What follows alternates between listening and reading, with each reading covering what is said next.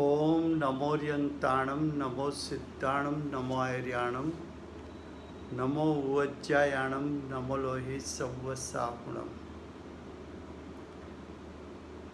मंगलं भगवान् वीरो मंगलं गौतमो गणी मंगलं कुन्दकुन्दार्यो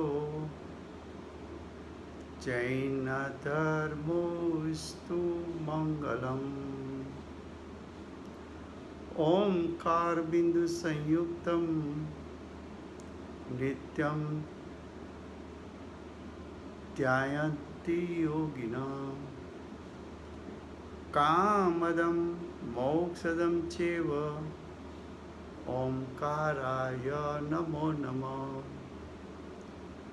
नमः समयसाराय स्वानुभूत्या चकासते चित् स्वभावाय भावाय सर्वभावांतरछिदे।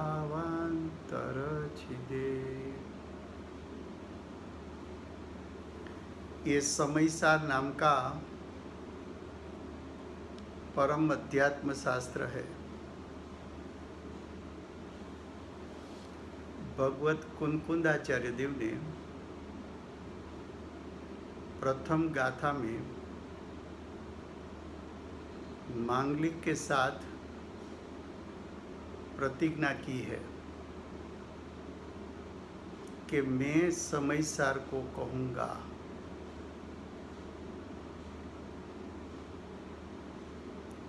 समयसार उसमें से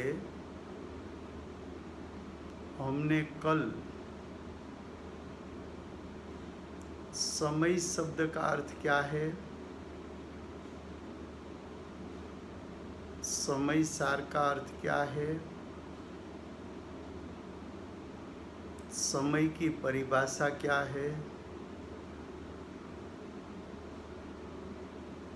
स्वसमय किसको कहे, पर समय किसको कहे, इतना विषय बताया है। आज एक नया विषय बताना है।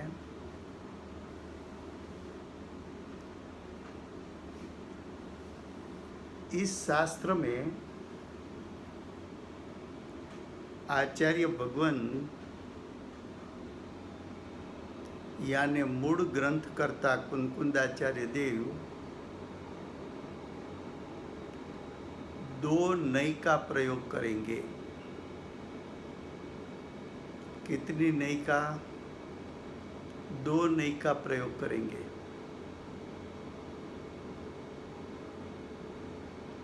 नई क्या है? तो कि नई भावश्रुत ज्ञान का अंश है।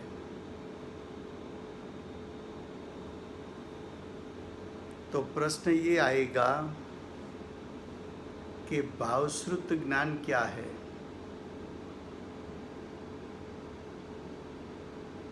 तो कि भावश्रुत ज्ञान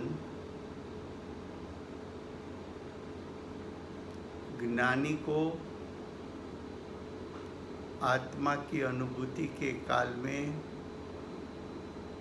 जो ज्ञान प्रकटता है उसको भावश्रुत ज्ञान कहते हैं। फिर से नई भावश्रुत ज्ञान का अंश है, लेकिन भावश्रुत ज्ञान क्या है? तो कि भावश्रुत ज्ञान आत्मा की अनुभूति के काल में ज्ञानी को जो ज्ञान होता है आत्मा की अनुभूति के काल में ज्ञानी को आत्मा के स्वरूप का जो ज्ञान होता है उसको भावश्रुत ज्ञान कहना है। तो प्रश्न ये आएगा कि ज्ञानी को भावश्रुत ज्ञान में उसने क्या क्या जाना।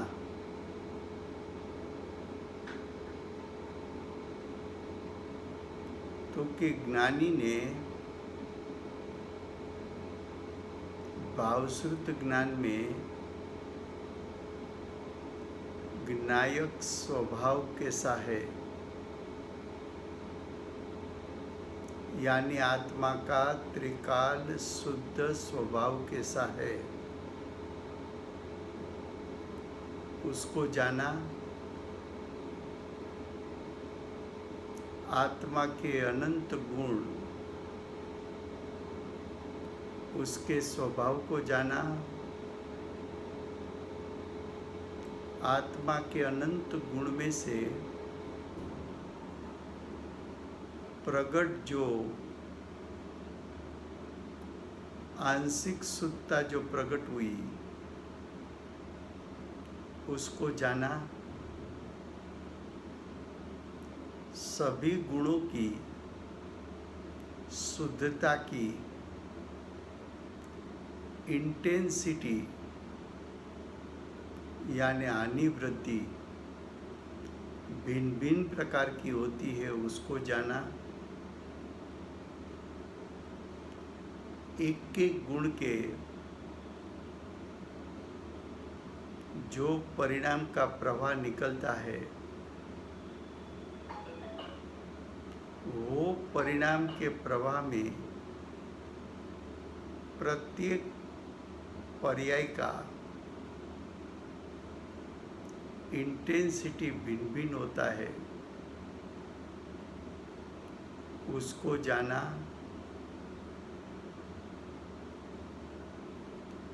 आत्मा का ज्ञान और सुख स्वभाव उसके परिणाम वेदन युक्त है तो उसके वेदन का अनुभव हुआ उसको जाना।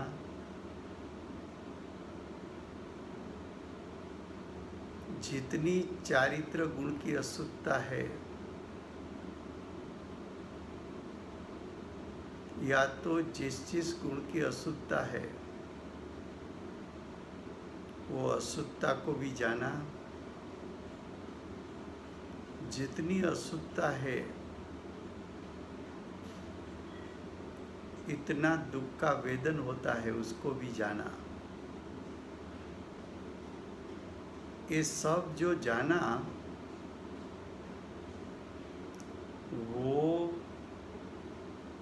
अक्रमे जाना, युगपत जाना, एक साथ जाना, एक समय में जाना। तो भावश्रुत ज्ञान ने तो एक साथ सब जान लिया।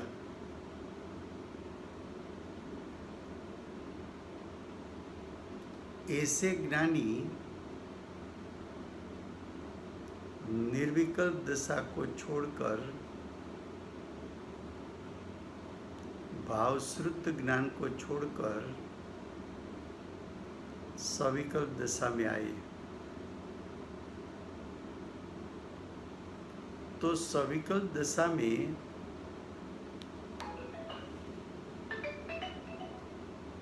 ज्ञानी को अनुभूति के काल में जो एक साथ जाना था उसका ज्ञान तो रहा, ये एक साथ जाना, लेकिन ज्ञानी ऐसे अनुभूति वाला स्वरूप शिष्य को उपदेश के रूप में जनाने चाहे तो शब्द के माध्यम से अनुभूति में युगपत जाना था, उसको शब्द के माध्यम से युगपद कह नहीं सकते हैं। उसको क्रम से कहना पड़ता है। अनुभूति के एक एक अंश को क्रम से कहना, उसको नई ज्ञान कहने में आता है। उसको नई ज्ञान कहने में आता है। तो नई ज्ञान क्या है? तो कि भावश्रुत ज्ञान युगपत जान सकता है। नई ज्ञान युगपत जो जाना है उसको सविकल्प दशा में क्रम से कह सकता है।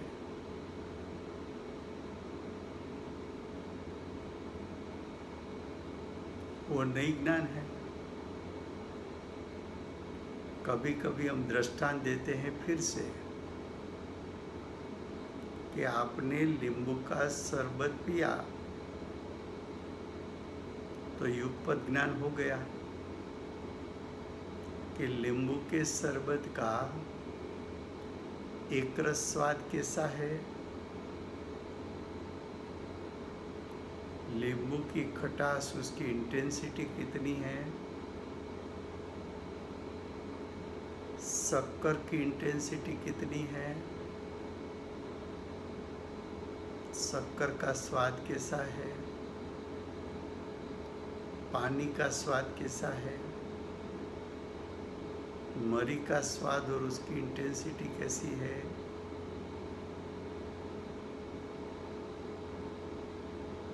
नींबू की खटास उसकी इंटेंसिटी कितनी है, एक रस स्वाद आया नींबू का शरबत का, उसके साथ साथ उसके 5 गुण भी अभेद रूप और भेद रूप आपने जान लिया। अभेद तो शरबत का एक रस स्वाद आया, भेद से 5 सब्सटेंस की इंटेंसिटी कितनी है वो जान ली। शरबत चखने के बाद आपने बोला इसमें खटास ज्यादा है, तो पूरे शरबत का ज्ञान पूर्वक खटास का ज्ञान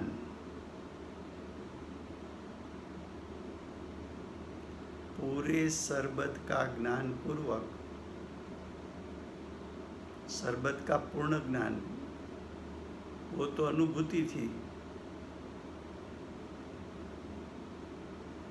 लेकिन अनुभूति का ज्ञान तो रह गया।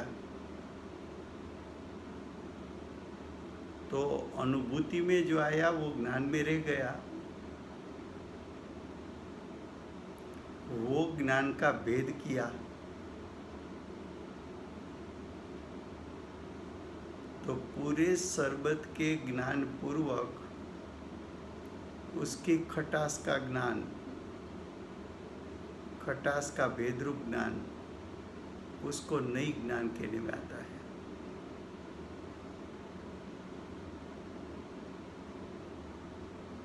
भावश्रुत ज्ञान में आत्मा के स्वरूप का एक रस स्वाद ले लिया। वो एक रस स्वाद का ज्ञान रह गया।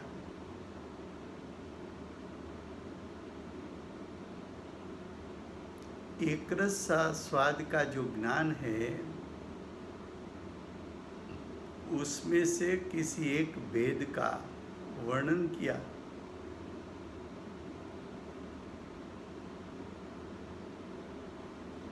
तो पूरे स्वरूप का ज्ञान पूर्वक, पूरे स्वरूप का युगपद ज्ञान पूर्वक एक भेद का ज्ञान कराना वो नई ज्ञान है, वो नई ज्ञान है। तो नई ज्ञान भावश्रुत ज्ञान पूर्वक होता है। भावश्रुत ज्ञान और नई ज्ञान दोनों परस्पर सापेक्ष है। नई ज्ञान भावश्रुत ज्ञान बिना नहीं होता, भावश्रुत ज्ञान हो और नई ज्ञान न हो ऐसा भी नहीं होता।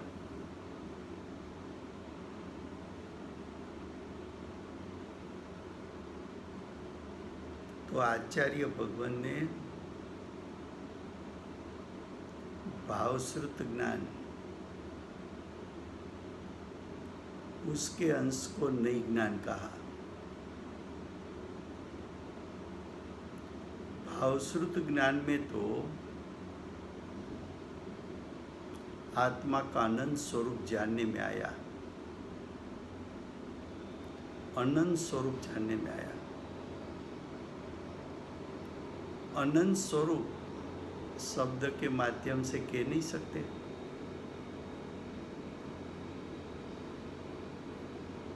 अनंत का स्वरूप शब्द के माध्यम से नहीं कह सकते। तो आत्मा का अनंत स्वरूप को आचार्य भगवान ने दो विभाग से बताया। कितने विभाग से? दो विभाग से बताया,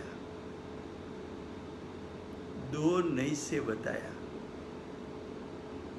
तो आचार्य भगवान ने प्रथम नई का दो भेद किया,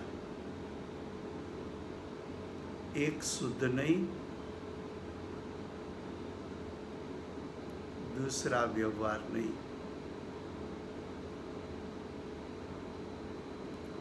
कुंद आचार्य देव ने दो नई का प्रयोग किया, एक शुद्ध नई, दूसरा व्यवहार नई। अब आत्मा की अनुभूति में शुद्ध नई का विषय कौन सा जाना और आत्मा की अनुभूति में व्यवहार नई का विषय कैसा जाना? शुद्ध नई का विषय कैसा जाना अनुभूति के काल में, और व्यवहार नई का विषय कैसा जाना अनुभूति के काल में।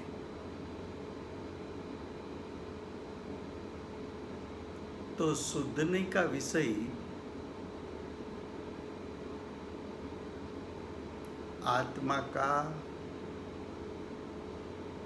त्रिकाल शुद्ध स्वभाव कैसा है,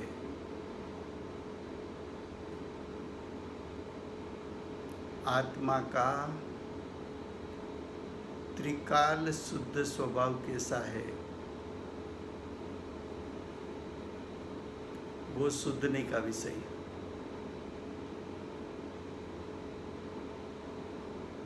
आत्मा का त्रिकाल शुद्ध स्वभाव अनादि से अनंत काल में कभी भी उसने कर्म का स्पर्श नहीं किया, द्रव्य कर्म का स्पर्श नहीं किया, ऐसा जाना ज्ञानी ने।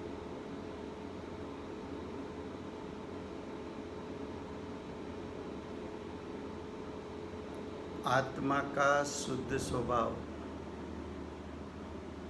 यानी ज्ञायक तीन काल में कभी भी कर्म से बंधा नहीं है, ऐसा जाना।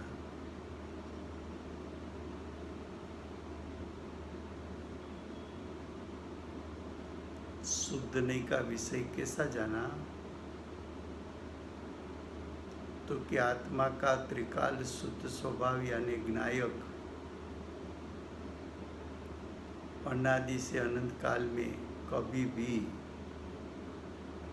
चार गति रूप नहीं होता, ऐसा जाना।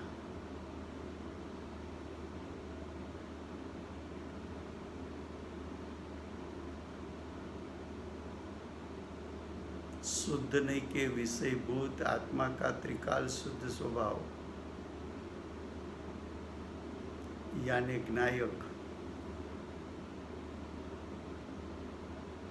ज्ञायक का स्वरूप कैसा जाना? तो कि ज्ञायक स्वभाव का जो शक्ति रूप सामर्थ्य है उसमें तीन काल में कभी भी हानि वृद्धि नहीं होती, ऐसा जाना।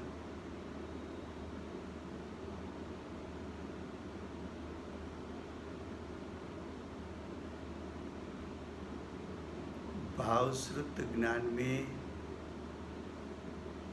ज्ञानी ने आत्मा का त्रिकाल शुद्ध स्वभाव कैसा जाना यानी ज्ञायक का स्वरूप कैसा जाना? तो कि ज्ञायक के स्वरूप में गुण भेद नहीं है। ज्ञायक तो अनंत गुणात्मक एक रूप सत्ता स्वरूप है, उसमें गुण भेद नहीं है।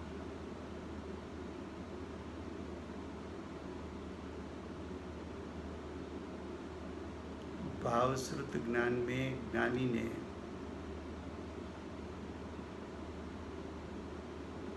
ज्ञायक का स्वरूप कैसा जाना?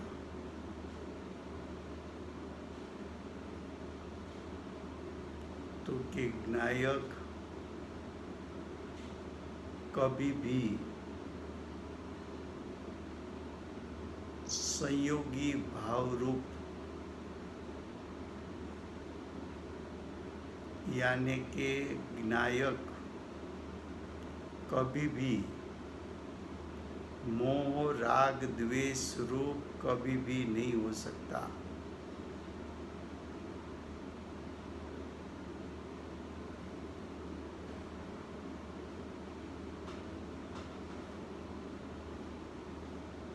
आपको 6 बात याद रखना है। पूरे समय सार में ज्ञायक कैसा बताना है, ज्ञायक का स्वरूप कैसा बताना है? तो कि ज्ञायक ने कभी भी द्रव्य कर्म का संग नहीं किया, द्रव्य कर्म का स्पर्श नहीं किया। एक बात, ज्ञायक कभी भी 8 कर्म से बंधा नहीं है।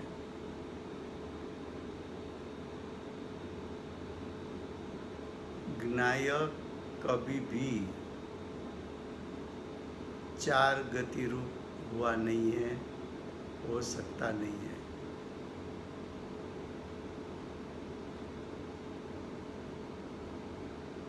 ज्ञायक का शक्ति रूप सामर्थ्य उसमें कभी भी हानि वृद्धि नहीं होती।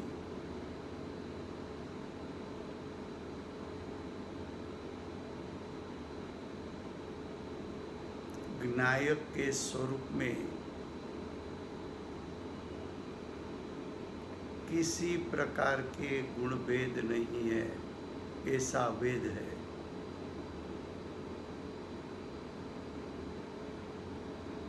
ये 5वीं बात हुई।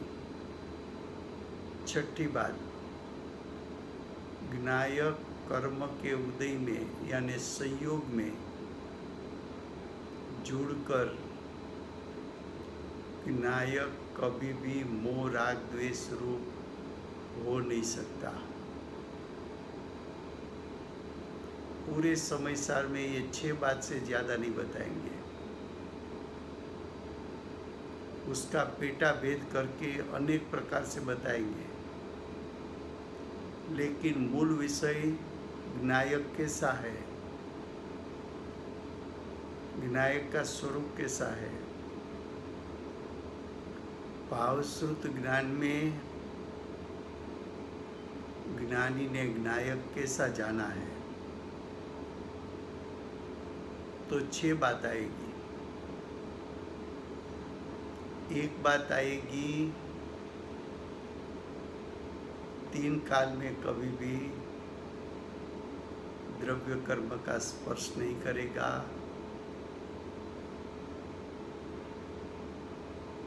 तीन काल में कभी भी द्रव्य कर्म से उसका बंध नहीं होगा। 3 काल में कभी भी ज्ञायक स्वभाव 4 गति रूप नहीं होगा। 3 काल में कभी भी ज्ञायक के सामर्थ्य में हानि वृद्धि नहीं होगा।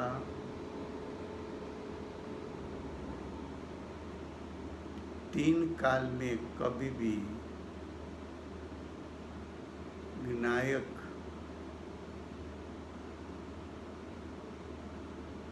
अभेद में से भेद रूप नहीं होगा।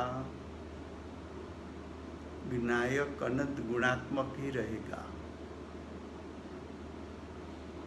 और कभी भी कर्म के उदय के संयोग में ज्ञायक स्वभाव कभी भी स्वभाव से मोही रागी द्वेषी नहीं बनेगा। ये शुद्धने का विषय पूरे शास्त्र में ये 6 प्रकार से बताना है। उसका पेटा भेद अनेक हो सकता है, लेकिन मूल बात इतनी रहेगी।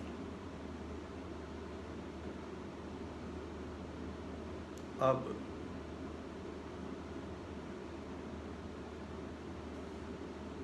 ने रिपीट करो। ओके,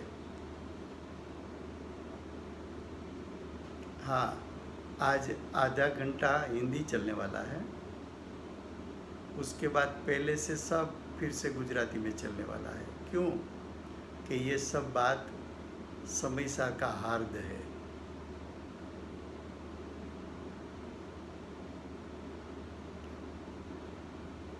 पहले मैं व्यवहार का विषय बता देता हूँ। ये 6 बात फिर से बताकर व्यवहार का विषय बता दूंगा। उसके बाद मैं फिर से गुजराती में पूरी बात बताऊंगा। 6 बात में क्या, हाँ,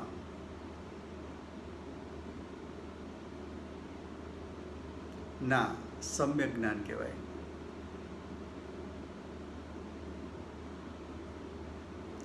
सम्यक ज्ञाનમાં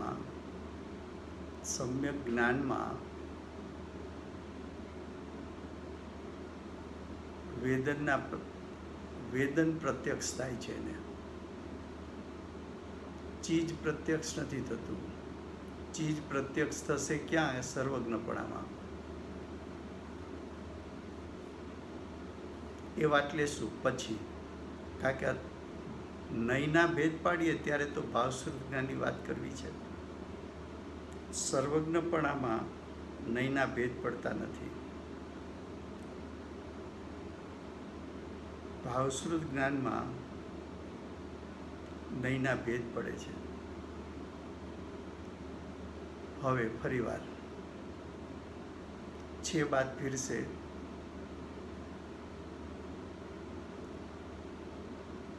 तेरा ज्ञायक स्वभाव 3 काल में कभी भी कर्म का स्पर्श नहीं किया. उसका अर्थ तेरा ज्ञायक स्वभाव कर्म रूप कभी भी नहीं हुआ. दूसरा, तेरा ज्ञायक स्वभाव कभी भी 8 प्रकार के द्रव्य कर्म घाती अघाती उससे बंधा नहीं है।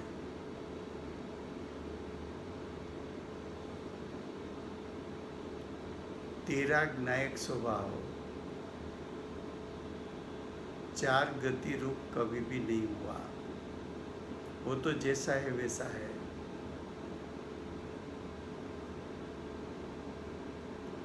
तेरा ज्ञायक स्वभाव, उसका जो शक्ति रूप सामर्थ्य है उसमें हानि वृद्धि नहीं होती। तेरे ज्ञायक स्वभाव में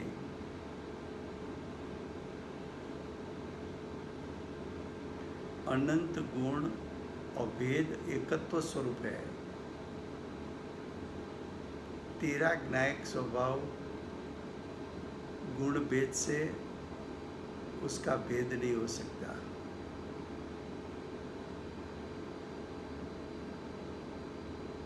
तेरा ज्ञायक स्वभाव कर्म के उदय के कारण जो संयोगी भाव उत्पन्न होते हैं, मोह राग द्वेष, वो मोह राग द्वेष रूप ज्ञायक स्वभाव कभी भी नहीं हो सकता। अगर जो मोह राग द्वेष रूप ज्ञायक स्वभाव हो जाए तो ज्ञायक स्वभाव से विभाव रूप हो गया, उसका त्रिकाल शुद्ध स्वभाव सलामत है। इतना विषय पूरे शास्त्र में शुद्ध नहीं का विषय बताना है। अब व्यवहार नहीं का विषय। हाँ जी,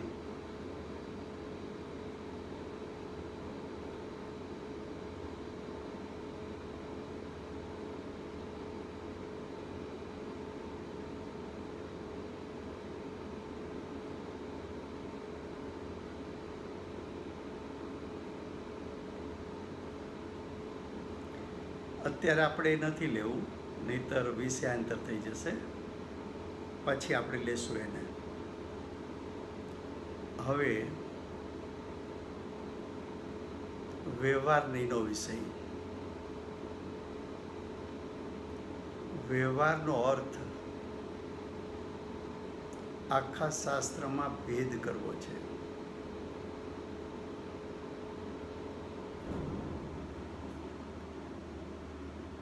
ભેદ આખા શાસ્ત્રમાં 2 પ્રકારના બતાવ્યા છે, ગુણભેદ અને પર્યાય ભેદ।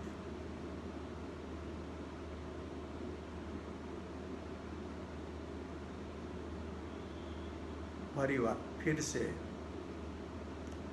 व्यवहार नहीं, उसमें व्यवहार का अर्थ है भेद।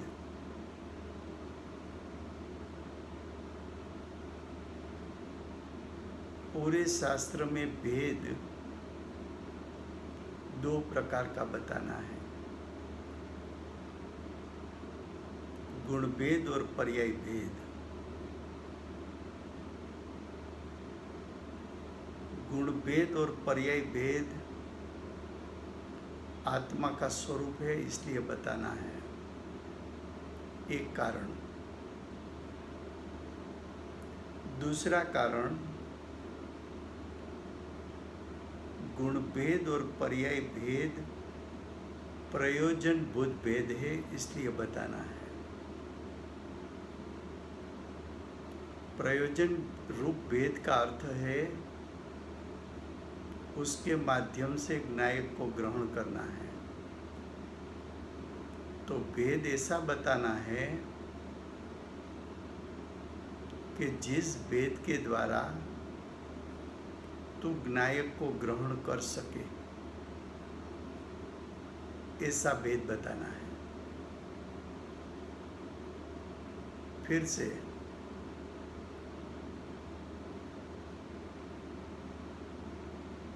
व्यवहार नहीं,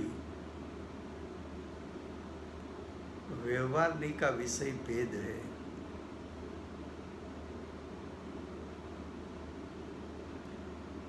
पूरे शास्त्र में भेद दो प्रकार का है, गुण भेद और पर्याय भेद।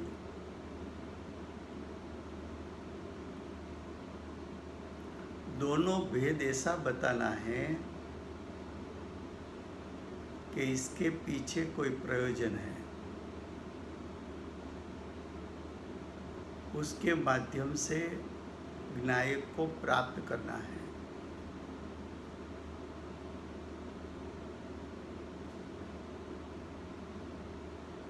तो गुण भेद से भी ज्ञायक को ग्रहण करना है, पर्याय के भेद से भी ज्ञायक को ग्रहण करना है। ये भेद ऐसे भेद है, अभेद का भेद है,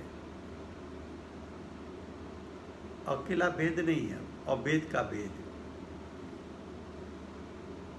आपने शरबत चख कर बताया खटास ज्यादा है, तो एक रस शरबत उसका भेद खटास था, अकेले नींबू नहीं चखा था।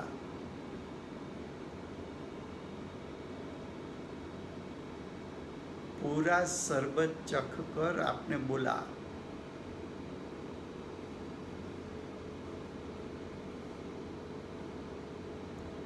कि ये शरबत में खटास ज्यादा है। अभेद शरबत के ज्ञान पूर्वक खटास का ज्ञान था। उसी प्रकार अनंत गुणात्मक ज्ञायक, उसको जाना आपने,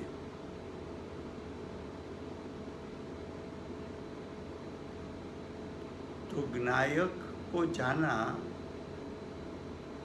उसका एक भेद गुण भेद है। जिस प्रकार गुरुदेव ने माता जी को प्रश्न किया कि अगुरु लघु गुण की परिभाषा कहो, तो गुरुदेव ने प्रश्न किया, ऐसा किया था कि आपको आत्मा की अनुभूति होती है, अनुभूति के काल में अभेद ज्ञायक जानने में आता है और ज्ञायक के भेद भी जानने में आता है। अभेद ज्ञायक का भेद तो अनंत गुण है, तो अनुभूति के काल में अनंत गुण को जो जाना, अनंत गुण को जो जाना, तो उस समय अगुरु लघु गुण को भी जाना है। तो अनुभूति के आधार पर अगुरु लघु गुण की परिभाषा बताओ।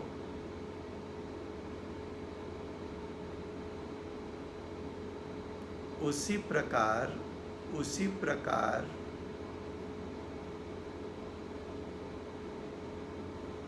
यहाँ व्यवहारने का विषय भेद है। भेद दो प्रकार के, गुण भेद और पर्याय भेद। गुण भेद को लक्षण कहेंगे, तो लक्षण के द्वारा लक्ष्य को ग्रहण करना, लक्षण के द्वारा लक्ष्य को ग्रहण करना। पूरे शास्त्र में एक बात ये बताएंगे कि ज्ञान आत्मा का लक्षण है, तो लक्षण के माध्यम से, ज्ञान के माध्यम से ज्ञायक को ग्रहण करो।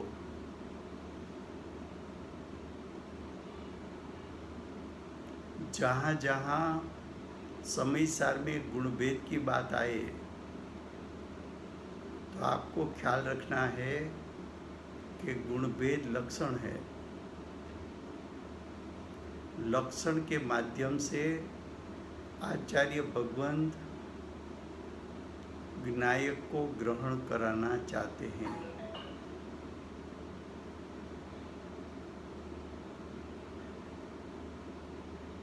हाँ जी,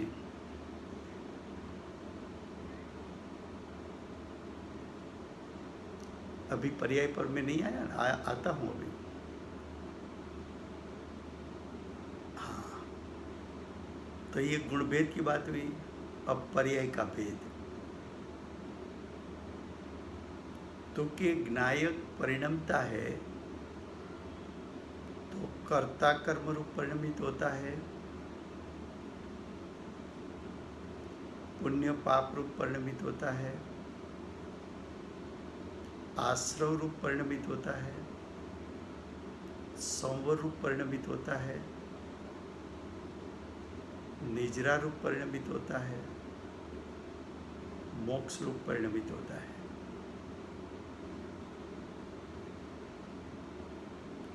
तो कर्ता कर्म प्रवृत्ति, कर्म यानी पर्याय, कर्म रूप पर्याय में, भाव कर्म रूप पर्याय में छुपा हुआ ज्ञायक है। तो पर्याय के माध्यम से उसमें छुपा हुआ ज्ञायक को ग्रहण करना है। पुण्य पाप की पर्याय में छुपा हुआ ज्ञायक है।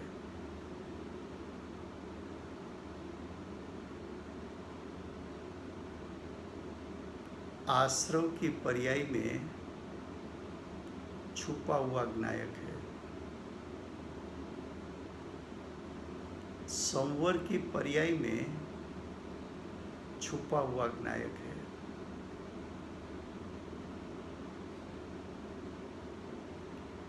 निजरा की पर्याय में छुपा हुआ ज्ञायक है। मोक्ष की पर्याय में छुपा हुआ ज्ञायक है। अब ध्यान से सुनना। नई दो बताई, शुद्ध नहीं और व्यवहार नहीं। तो शुद्ध नहीं मुख्य है कि व्यवहार नहीं मुख्य है? तो कि शुद्ध नहीं का विषय आत्मा का शुद्ध स्वभाव ज्ञायक है, वह मुख्य है। व्यवहार नहीं का विषय गौण है, गुणभेद गौण है, पर्याय का भेद गौण है।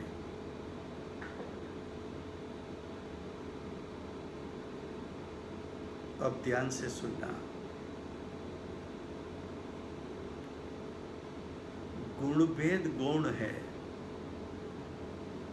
तो गुणभेद के पास रुकना है कि गुणभेद को गौण करके ज्ञायक को ग्रहण करना है? तो पूरे शास्त्र में बताया कि ज्ञान लक्षण है, लेकिन ज्ञान तो गुणभेद है। अगर मैं भेद के पास रुक जाऊं तो अभेद तक पहुंच नहीं पाऊंगा।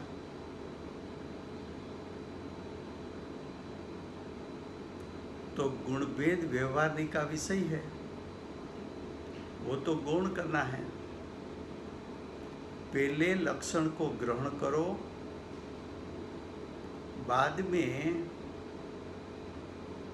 लक्षण की महिमा ज्यादा है कि लक्ष्य की महिमा ज्यादा है? तो कि लक्ष्य की महिमा ज्यादा है। तो लक्षण को गौण करके लक्ष्य को ग्रहण कर लो। तो पूरे शास्त्र में लक्षण के द्वारा लक्ष्य ग्रहण करना है। पूरे शास्त्र में जहाँ जहाँ गुणभेद की बात आए तो गुणभेद लक्षण है। लक्षण के माध्यम से लक्ष्य को ग्रहण करना है।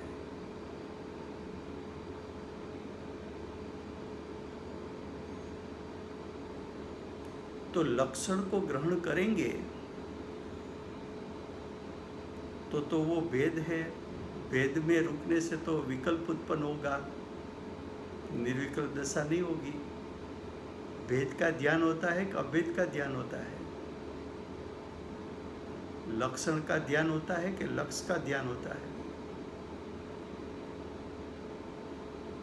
पूरे शास्त्र में जहाँ जहाँ गुणभेद बताया तो उसकी मर्यादा कितनी? तो कि गुणभेद लक्षण है, लेकिन लक्षण के पास रुकना नहीं है। लक्षण के माध्यम से लक्ष्य तक पहुंचकर, लक्ष्य पर दृष्टि देकर, लक्ष्य पर उपयोग डालकर सम्यक दर्शन ज्ञान चारित्र प्रकट करना है।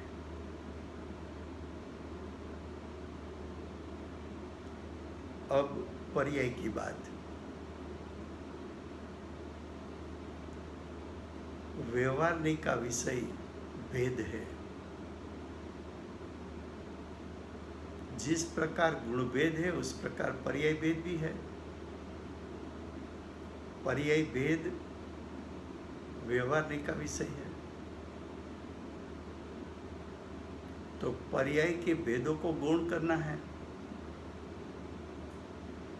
पर्याय के भेदों को गौण करना है। तो देखो, पुण्य पाप, उसमें छुपा हुआ ज्ञायक, तो पुण्य पाप की महिमा करेगा तब तक उसमें छुपा हुआ ज्ञायक दृष्टि में नहीं आएगा। पुण्य पाप को गौण करना है, ज्ञायक को ग्रहण करना है। तो पूरा पुण्य पाप अधिकार में पुण्य पाप को आचार्य भगवान पहले सिद्ध करेंगे कि पर्याय में पुण्य पाप होता है, लेकिन तेरा प्रयोजन पुण्य पाप का है कि पुण्य पाप में छुपा हुआ ज्ञायक उसको ग्रहण करके आत्मा की अनुभूति करना है। तो आपको पुण्य पाप अधिकार पढ़ना है तो सबसे पहले ये मालूम होना चाहिए कि पुण्य पाप तो व्यवहारने का विषय है, वो तो पर्याय का भेद है, उसको तो गौण करना है, उसकी महिमा में मुझे रुक जाना नहीं है। ऐसा समझ के पुण्य पाप अधिकार सुना है कभी? किसी को पूछो तो बोलेगा अभी तो हमारे प्रवचन में पुण्य पाप अधिकार चलता है। तो क्या पुण्य पाप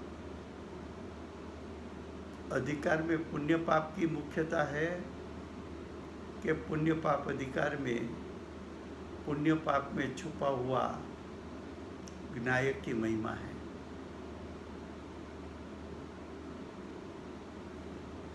तो कि पुण्य पाप में छुपा हुआ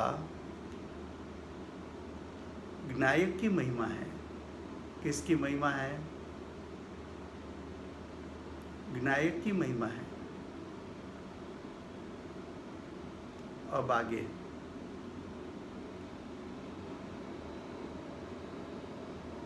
आश्रव अधिकार। तो आश्रव भी पर्याय का भेद है, जीव की पर्याय है, अशुद्ध पर्याय है, व्यवहारिक का विषय है। आश्रव अधिकार खोलने के साथ हमें ये स्ट्राइक होना चाहिए कि आश्रव पर्याय का भेद है, आश्रव अशुद्ध पर्याय है, आश्रव पर्याय आत्मा के स्वक्षेत्र में होती है, आश्रव की पर्याय व्यवहारिक का विषय है, आश्रव की पर्याय गौण करने जैसी है, आश्रव में छुपा हुआ ज्ञायक, तो आश्रव में छुपा हुआ ज्ञायक उस पर दृष्टि कब जाएगी?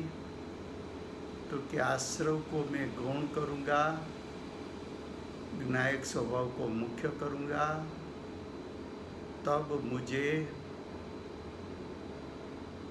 आत्मा की अनुभूति होगी।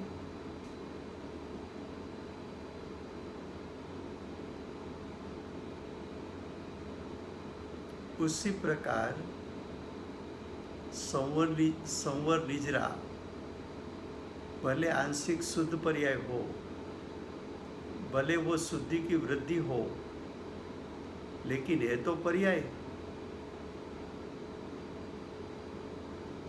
वो पर्याय में भी छुपा हुआ ज्ञायक है। संवर निजरा की पर्याय वो तो अनित्य पर्याय है, क्षणिक पर्याय है। क्षणिक पर्याय का ध्यान कैसे हो सकता है?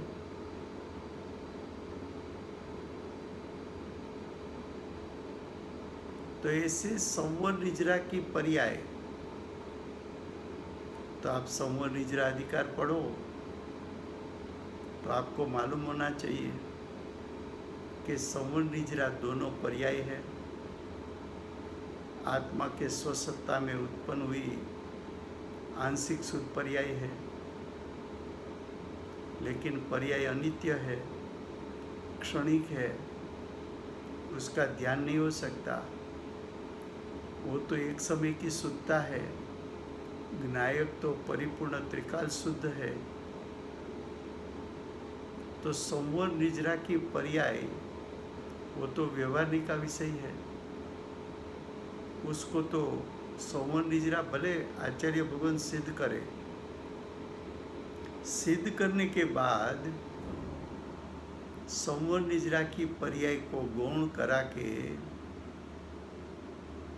विनायक को ग्रहण कराना है। लेकिन संवर निजरा की एक समय की पर्याय, उसकी पर्याय में तू महिमा करने लगेगा तो विनायक की महिमा नहीं कर पाएगा।